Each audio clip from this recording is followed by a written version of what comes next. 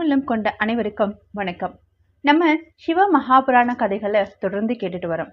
அந்த வரிசையில நீதி தொடர்ச்சி இன்னைக்கு பார்க்கலாம். நேற்று நம்ம காசி சேஷத்தருடைய மகிமையை பார்த்தோம்.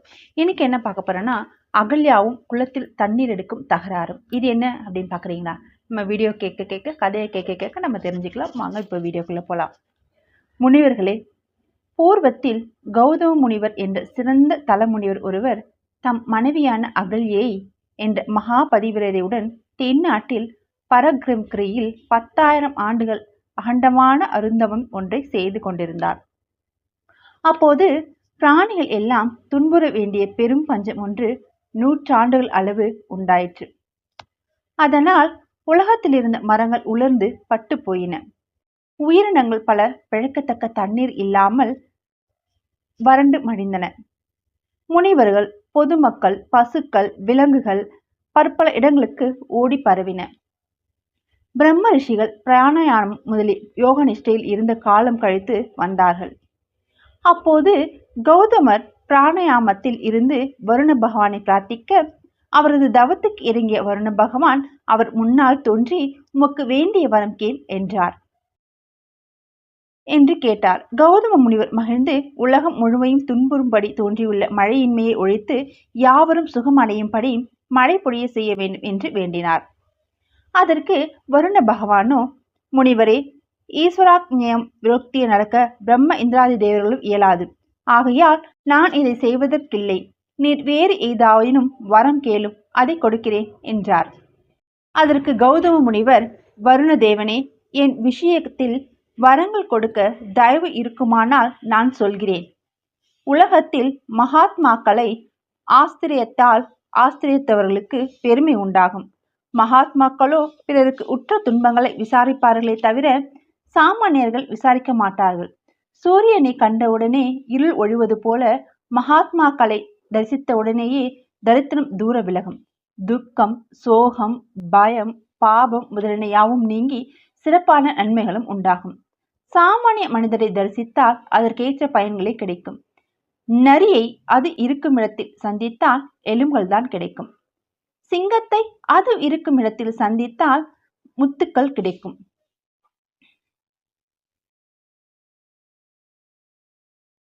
உத்தமர்கள் பிறர் துன்பத்தை நீக்குவதையே இயல்பாக கொண்டவர்கள். தமக்கு உண்டான துன்பங்களை பாராட்டாது பிறருக்கு உதவி செய்பவர்கள் அவர்களே. கற்பக விருட்சமும் சஜ்ஜனரும் ஒரே கபாவம் உடையவர்கள். விருட்சம், பொன், சந்தனம் போன்றவை தாம் துன்புற்றாலும் பிறருக்கு பயன் தருவது போல தாம் கஷ்டப்பட்டாயினும் பிறருக்கு உதவி செய்ய வல்லவர்கள் உம்மை போன்று பலர் இருக்கிறார்கள். துக்கத்தால் வருந்துவையனுடைய துக்கத்தை போக்க செய்வது அவ்வாறு போக்கப்பட்டிருக்கவே சுகம் தருவதாகும். பரோபகாரம் செய்பவன் சிறியதே பாபமுடையவன் என்றும், அவனை கண்டு விலகி செல்பவன் பாபமுடையவனே என்றும் கருத்திகள் சொல்கின்றன. இந்த பூமியானது அண்டசம், ஸ்வேதசம், உத்தியசம், சாராயசம் என்ற 4 விதமான பிராணிகளால் நிறைந்துள்ளது.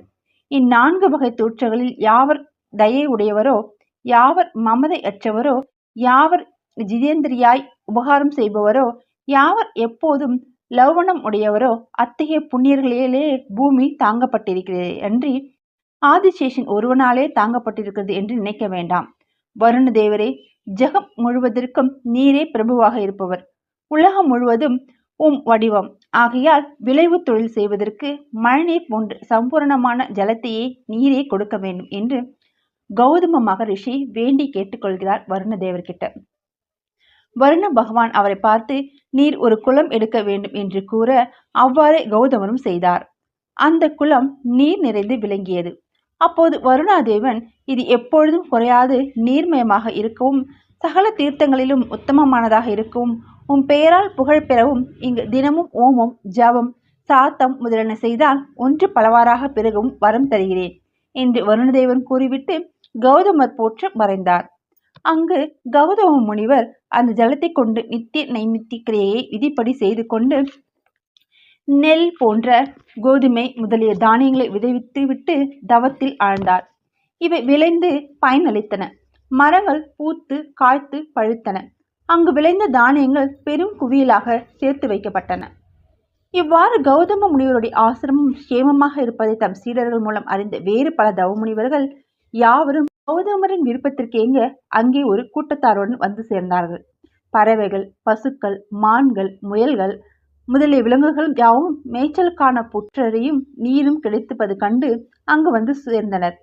அந்த வனம் பூமி மண்டலத்தையே அதிக அழகுடையதாக விளங்கியது. முனிவர்கள் யாவரும் தம் சீடர்களை கொண்டு உழவு தொழில் செய்ய வைத்து தாமும் தவம் செய்து கொண்டு ஷமாகால துக்கத்தை கௌதம முனிவரின் புண்ணியத்தால் மறந்து மிகவும் மகிழ்ச்சியாக இருந்தார்கள். அப்போது அங்கு நிகழ்ந்த ஒரு விஷயத்தை சொல்கிறேன் கேளுங்கள். ஒரு காலத்தில் கௌதமர் தன் சீடர்களை பார்த்து, நான் சந்நியாவதனம் செய்ய வேண்டும், நீங்கள் நமது குளத்தில் இருந்து தண்ணீர் கொண்டு வாருங்கள் என்று கட்டளையிட்டார். அவர்கள் அவ்வாறே குளத்தை அடைந்தார்கள்.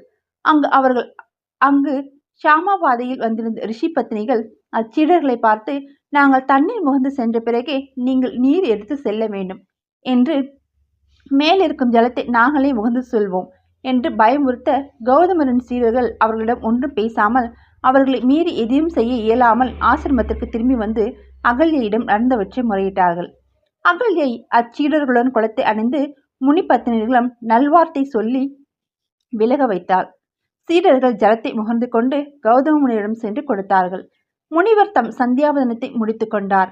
இந்நிலையில் குளக்கரையில் முன்பு நீர் முகவாமல் தடை செய்த ரிஷி பத்தினிகள் அகல்யா தேவியை கடிந்து பேசி தங்கள் கணவர்களிடம் சென்று, கௌதமரின் மனைவி அகல்யை எங்களை தினமும் தண்டிக்கிறாள், நாங்கள் அவரது தண்டனைக்கு அடங்கி வாழ்கிறோம், நமக்கு இருக்கும் இடமெல்லாம் இங்கு வந்திருப்பதால் தான் இவ்வாறு நடந்ததே இன்றி வேறல்ல. உலகத்தில் பெண்களுக்கு பொய் சொல்லுதல், மாயை, பிடிவாதம், அதிலோபம், பரிசுத்தமின்மை, தலையின்மை முதலின் இயல்பான தோஷங்கள் நமக்கு கௌரவம் இல்லையா? எங்களை அகல்யா கோபித்து நாங்கள் அவளுக்கு அடங்கி நடப்பது எதற்கு? இது என்ன பிழைப்பு என்று பலவாறு அகல்யாவை பற்றி குறையா கூறினார்கள். அதற்கு முனிவர்கள், ஐயோ, இந்த அகல்யை மகா பதிவிரதை ஆயிற்றே, அவள் இப்படி சொல்ல இருக்கக்கூடுமா? இவர்களிட்டு ஏதேனும் தோஷங்கள் கண்டு ஒருவேளை இவ்வாறு சொல்லி இருக்கக்கூடுமா? நாம் அவர்கள் ஆசிரமத்தில் இருந்து ஜீவிக்கின்றோமே, நாம் அந்த அகல்யை கிரகத்தில் இருந்து ஜீவித்து வருகிற போது அப்பதிவிரதையை குற்றம் சொல்வது நம்மையே குற்றம் உள்ளாக்குவதாகும் என்று தமக்குள் தாமே கருதினார்கள்.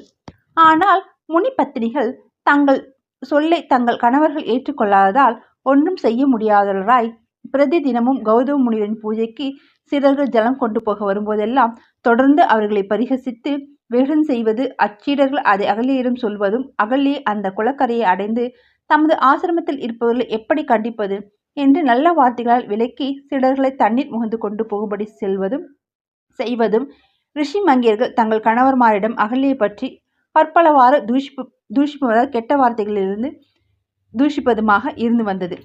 இப்படி இருக்க இதுவே தினமும் நடந்து வந்தது.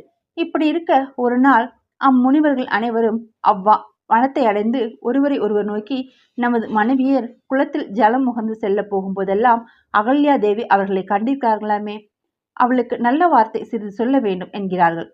அதை கேட்ட வேறு பல முனிவர்கள், ஒருவேளை நாம் எல்லாருமே இங்கு வந்திருப்பதால் அகல்யை அவ்வாறு செய்திருக்கலாம் என்று நம் மனைவியர்கள் உண்மையை சொல்லியிருக்கிறார்கள். இவர்களுக்கு அந்த அகல்யாவால் சங்கடங்கள் சம்பவித்து இருக்கலாம் என்றும் யோசித்து இனிமேல் நடக்கவிருக்கும் தீய கர்மத்துக்கு பாத்திரமாக வேண்டியிருந்ததால் ஒருவரோடு ஒருவர் யோசிக்க தொடங்கினார்கள். அடுத்து கௌதமரின் வெளியேற்றமும் கோரிக்கையும் இது தொடர்ந்து கொண்டே நிகழ்ந்திருந்தது.